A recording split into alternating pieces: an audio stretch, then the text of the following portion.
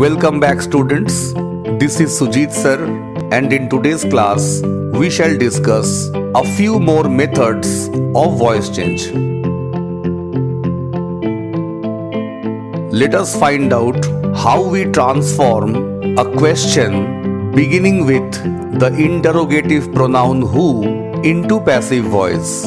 Now students, we always have to remember that the question which begins with who will be by whom in the passive voice. So here who has become by whom, as you can see, and thereafter we have to find out the tense in which the sentence is constructed. Yes, my dear students, it is in simple past tense.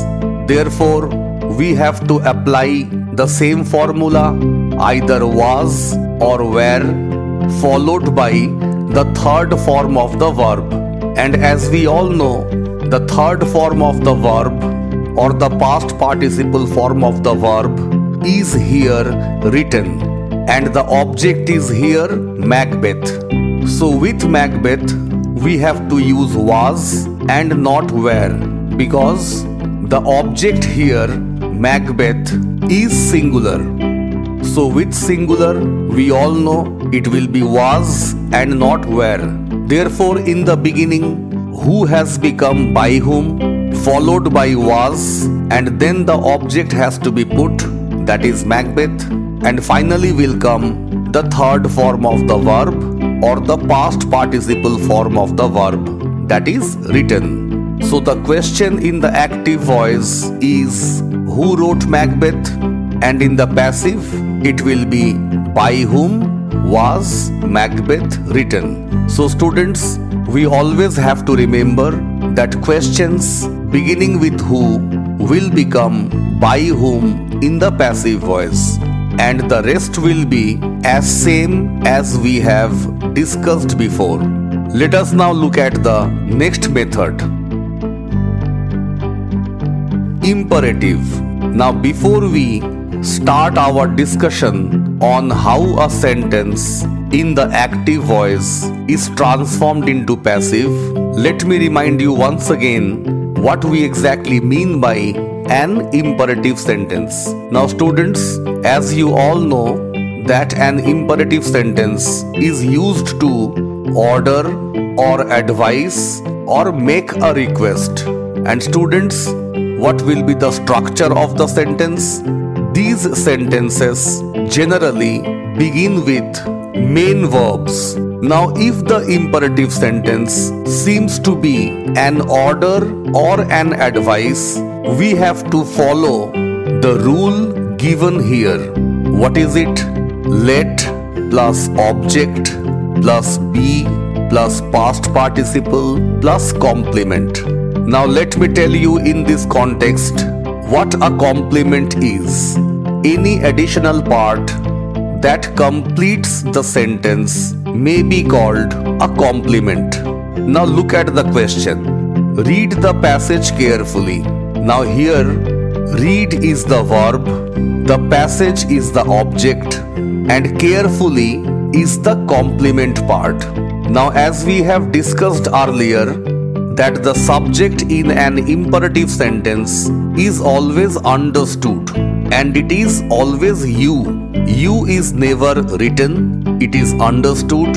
We all know that you is there in the beginning, and therefore the sentence seems to be beginning with a main verb. So we always find the verb in the beginning followed by the object, and there may be a complement or not. Now according to the rule, we have put let in the beginning. Now let plus object.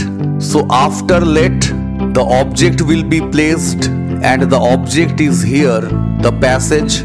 So let the passage, then be to be added. We have added here be. So let the passage be. Now comes the past participle form of the verb, that is read. Now the spelling is although R-E-A-D, but we pronounce it as read. in the past form and in the past participle form. So, let the passage be read, and finally the complement part will be added, that is carefully. So let the passage be read carefully. Now students, you can answer this question in one more way. What is that? You can add in the beginning, you are advised to, and thereafter you can place exactly what is given in the question, that is, read the passage carefully. So this is another way in which we can transform such imperative sentences into passive voice. Either you use the formula let plus object plus be plus past participle plus complement, or you can use the next rule, that is, you are advised to or you are ordered to, whichever seems to be appropriate, and then will come the question, that is, whatever is given in the active voice. So you may answer in any one of these two ways. Let us see the next method. So this is the method in which we shall learn how an imperative sentence which indicates a request is transformed into passive voice. Now first of all, how will you identify an imperative sentence to be a request? There will be words like please or kindly in the question, which tell us that this is a request. Look at the question here. Give me your pen, please. Now the sentence is beginning with a main verb, so the sentence is undoubtedly an imperative sentence, and as we find the adverb please, it is quite clear that it is a request. Now what should we do here? How we should transform such an imperative sentence into passive? Once again, it is like the previous one. You have to begin with you are requested to, and then will come whatever is given in the question. So you are requested to give me your pen. Students, you can notice that there is only one change. And what is that?